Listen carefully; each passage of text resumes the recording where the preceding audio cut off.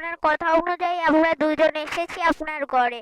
আপনি আমাদেরকে ডেকেছিলেন তো, এজন্য আমরা আসলাম আপনার ঘরে। আমাদের যেহেতু দুজনকে একসাথে ডেকেছেন, আমরা কি কোনো ভুল করেছি কিনা মা? আমরা যদি কোনো ভুল করে থাকি তাহলে আমাদের দুজনের ভুলটা একসাথে ধরিয়ে দিন, আমাদের ভুলটাকে শুধরানোর সুযোগ দিন মা। তোমরা কোনো ভুল করবে কেন মা? তোমাদের দুই যমজ বোনকে আমার দুই ছেলের জন্য নিয়ে এসেছি। আমি তোমাদের দুজনকে এজন্য ডেকেছিলাম যে তোমাদের দুইজনকে তো সামনাসামনি একসাথে দেখেছি অনেকবার, কিন্তু আমাদের ছেলের সাথে তো দেখিনি। এখন তো দেখবো, ছেলের পাশেও দেখবো। আবার ছেলেকে ছাড়াও তো দুইজনকে একসাথে বিয়ের পর কেমন আছো, কে করছো, এগুলো তো আমার জানতে হবে, তাই না? এই জন্যই দুজনকে একসাথে ডাকলাম, বুঝলে বৌমা? আসলে তোমরা দুইজনের চেহারা যে এতটা মিল হবে এটা তো আমি বুঝতেই পারতাম না। আর এখন তো দেখে বোঝা যাচ্ছে কোনটা বড় বৌমা কোনটা ছোট বৌমা, এটা আমি বুঝতেই পারবো না। দুজনকে তো আমি চিনতেই পারবো না। এখন তো তাও ভিন্ন ভিন্ন জামা পরে আছো, তাই একটু চিনতে পারছি। যদি এক কালার জামা পরো তখন তো আমি তোমাদেরকে চিনতেই পারবো না। হ্যাঁ আম্মা, আপনি চিনবেন কিভাবে বলেন? আমাদের বাড়িতেও আমাদেরকে দুজনকে একসাথে দেখলে চিনতেই পারতো না, বলতো কোনটা বড় আর কোনটা ছোট। আমার ফ্যামিলির মানুষই তো চিনতে পারেনি আগে। এসব নিয়ে যে আরো কত কত মজার মজার ঘটনা ঘটতো, সবকিছু আপনাকে বলবো। আমার মা তো যখন দেখতে একজন ভুল করেছি ভাবতো সেটাই আমি, বলে বকা শুরু করতো, হা হা হা হা, কিন্তু বুঝতেই পারতো না ওইটা যে করেনি সে। আচ্ছা মা, আপনারা দুজনে তো ফালতু কথা বলছেন কেন এতক্ষণ ধরে? আমার কিন্তু এসব কিছুই ভাল লাগছে না। আমি হচ্ছে নতুন বউ মানুষ, এখন ঘরে গিয়ে বিশ্রাম করবো, শুয়ে থাকবো, বসে বসে খাবো, এগুলা করবো না। আর আপনি এখানে এসব আজাইরা কথা শুরু করে দিয়েছেন। সবে মাত্র আমাদের বিয়ে হলো, এসব বলার তো আরো অনেক সময় রয়েছে, এখনই কেন এগুলো বলতে হবে? আর আপনারা তো দেখে শুনেই বিয়ে দিয়েছেন আমাদের দুজনকে আপনাদের ছেলের সাথে, এখন কেন এত বেশি বেশি কথা বলছেন? শুনুন মা, আমার এইসব বাড়তি কথা একদম পছন্দ না, আমার একদম এগুলো ভালো লাগে না। বললে কাজের কথা বলবেন, কি করতে হবে না করতে হবে ওগুলা বলবেন, আপনি কি খাবেন না খাবেন এগুলা বলবেন, আমি রান্না করে দিব। ওইসব এছাড়া আর কোনো কথা শোনার মতো আমার সময় একদমই আমার হাতে নেই। আরে বৌমা, তুমি এত রাগ করছো কেন? আমি তো তোমাকে শুধু জিজ্ঞেসই করলাম। শাশুড়ি বলো আর মাই বলো, এগুলো কি কেউ জিজ্ঞেস করতে পারবে না? আমি তো এখন তোমাদের মায়ের মতো, এর জন্য কি আমি এগুলো জিজ্ঞেস করেছি। তুমি এটার জন্য এত রাগ করছো কেন বৌমা? এগুলো কি আমি শুনতে পারবো না? সেই অধিকার কি আমার নেই? বলো বৌমা, তুমি বলো। মা, দয়া করে ওর কথায় কিছু মনে করবেন না, ও একটু এরকম টাইপেরই। ওর কিছু বললেই রাগ উঠে যায়, ছোট থেকে ওর রাগটা খুবই চড়া, মাথার উপর গরম থাকে সারাক্ষণই। যে যা বলুক না কেন সে চেতে যা, ভালো কথা হলেও খারাপ কথা হলো ওর কথায় আপনি কিছু মনে করবেন না মা।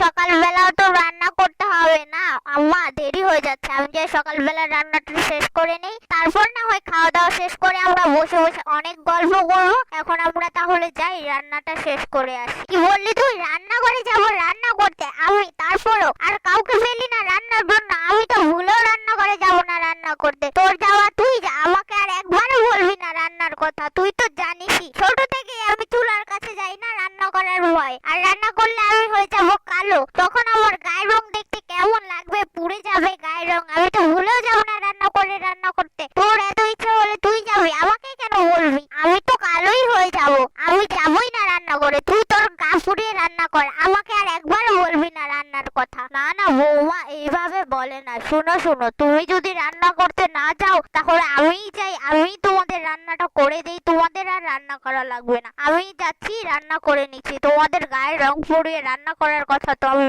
বলবো না বৌমা। আসলে এ বাড়িতে তো তোমরা নতুন বউ, আর তোমাদের এটা প্রথম রান্না। যদি তোমরা করতে না চাও তাই বললাম আর কি, আমি করে নেই, তোমাদের আর করাই লাগবে না। বরং যাও আমার দুই বৌমারা, তোমরা যে বিশ্রাম করো, আমি তোমাদের রান্নাটা শেষ করে দিচ্ছি, তোমাদের আর রান্না করা লাগবে না। না না মা, আপনি কি বলছেন? আপনি কেন রান্না করবেন? আমরা দুই বোন মিলে রান্না করে ফেলবো, আপনাকে রান্না করা লাগবে না। আমরা এই বাড়িতে এসেছি, এখন আপনি শুধু বিশ্রাম নেবেন, শুয়ে শুয়ে খাবেন, বসে বসে খাবেন। কিসের আবার রান্না বাড়া? কোনো রান্না বাড়া আপনার করা লাগবে না। একজন বৌমা যদি আপনার কাজটা না করে আরেকজন বৌমা করে দেবে। আর আমরা এরকম স্বভাবের নই যে বৃদ্ধ শাশুড়ি মাকে দিয়ে কাজ করাবো। আমি না করলে আমার বোন করবে, বোন না করলে আমি করব। এখানে তো এখন আর আপনার কোনোই কাজ করা লাগবে না। আমরা হচ্ছে দুই বউ, আপনার বাড়ির দুই বউ। আপনাকে দিয়ে কিভাবে কাজ করে? আপনাকে তো কোনো কাজই করা লাগবে না গো। আপনি যে বরং বিশ্রাম করুন মা, আর আমি রান্নাটা এখনই সেরে ফেলবো, আর তারপর আমরা সবাই মিলে কবজি ডুবিয়ে খাবো। কেমন? তাহলে আমি যাই। দুইটা বৌমাকে দেখে আমার কেমন যেন মনে হচ্ছে, তারা জমজ হলেও একজন একটু কেমন টাইপের যেন রাগী স্বভাবের। যাই হোক,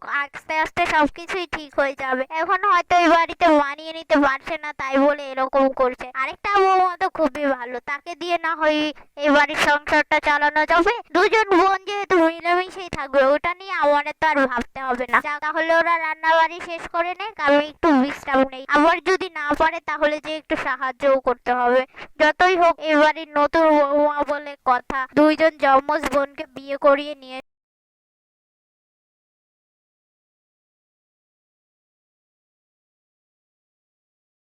বাবা বাবা, শাশুড়ির মন জয় করার জন্য তো দেখো যে উঠে পড়ে লেগেছি। এখানেও তুই আমার সাথে এরকম করবি, আমি তো তা ভাবতেও পারিনি। বাড়িতে ছিলাম তুই এরকম করতি, যাও আমি মেনে নিতাম। এখন এই জায়গায় এরকম শুরু করলি, নিজেকে ভালো প্রমাণ করার জন্য তুই যেভাবে খাটছিস, আমি এখানে একটা কাজও করতে পারবো না। বেশ ভালো সেজতে এসেছিস, তুই নিজের কাজ নিজে কর, নিজের রান্না নিজে করবি। আমি একটা রান্নাতেও তোকে সাহায্য করবো না। সব জায়গায় শুধু আমাকে খারাপ বানানোর চেষ্টা করে, নিজে ভালো হয়ে থাকার চেষ্টা করে। শাশুড়ির মাথাটা খেয়ে ফেলেছে একদিনেই, পারছে না কলিজার ভিতরে ঢুকে যেতে।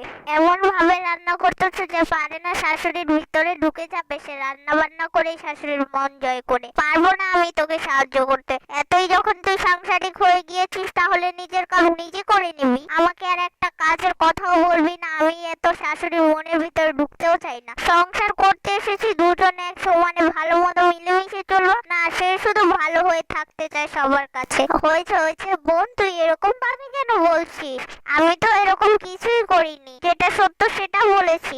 শাশুড়ি মাকে কি নিজের মায়ের মতো করে দেখতে হবে না? এটা তো যতই হোক আমাদের সংসার, সব কাজ আমাদের নিজেদেরই করতে হবে। তাহলে শাশুড়ি মাকে কেন কষ্ট দিব বল? শোন শোন, আমার বিয়ে হয়েছে এই বাড়িতে কাজের মেয়ের মতো থাকার জন্য না। একটু তো সুখে শান্তিতে থাকতে ইচ্ছে করে, তাই নাকি? আমি এখানে সুখে থাকতে এসেছি, কাজের মেয়ে হয়ে আসিনি যে সব কাজ করব।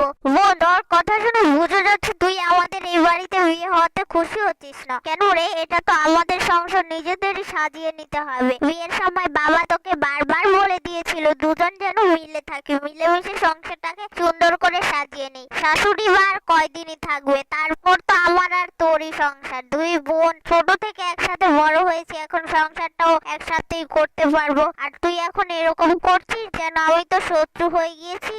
আমাদের দুজনের সংসারে তো আমাদেরই মিলেমিশে চলতে হবে। বল, বাবা বলেছে কাজ যেন ভাগ করে করি, তুই আমি মিলেমিশে থাকি। আমি তো তোকে বেশি কাজ করতে বলিনি, দুই একটা কাজ করতে বলেছি, তাতেই তুই এরকম করছিস। আর শ্বশুর বাড়িতে তো মানিয়ে নিতে হয়, মেয়েদের শ্বশুর বাড়িতে যাওয়া মানে মানিয়ে চলা। তুই তো মেনে নিতে চাচ্ছিসই না। এরকম করলে কি চলবে বল? তুইও তো বড় হয়েছিস, সংসার হবে তোরও, তোর তো এটা বুঝতে হবে, তাই না? আর শ্বশুর বাড়িতে মেয়েদের মানিয়ে নিয়েই চলতে হয়। বোন আমার, এমন করিস না। যেমন সংসার, আমাদের যমজ বোনের এক সংসারে বিয়ে হয়েছে, আমরা একসাথে সংসার যেন করতে পারি সেটাই দেখ। দুজনেরই ভালো মতো চলতে হবে, বুঝলি? তোর ওই সব নীতি বাক্য তোর কাছে রাখ। আমি বাবার বাড়িতেও কারো কথা শুনিনি, আর এখানেও কারো কথা শুনে এসে আমার মতো আমি চলবো, তুই তোর মতো চলবি। আমার কোনো কিছুতে তোর এই নীতি বাক্য আমাকে শোনাতে আসবি না, বুঝলি? আর আমি এখন থেকে তোর বোন নই, আমি হচ্ছে তোর যা। এর জন্য আমার সাথে বুঝে শুনেই কথা বলবি। আমি কখনোই তোর উপরে অধিকার খাটাইনি, যেটা সত্যি ওটাই একটু বলছিলাম। শ্বশুর বাড়িতে মেয়েদের মানিয়ে নিয়েই চলতে হয়, বুঝে শুনেই চলতে হয়। আর তোর যা ইচ্ছে তুই তাই কর, তাহলে আমি আর কিছু বলবোই না। আমার কথার জন্য কোনো কষ্ট পেয়ে থাকিস, আমাকে ক্ষমা করে দিস বোন। এখন তুই এখান থেকে চলে যা রে, না হলে আগুনের তাপে আবার তোর চামড়ার উপরে প্রভাব ফেলবে, কালো হয়ে যাবি।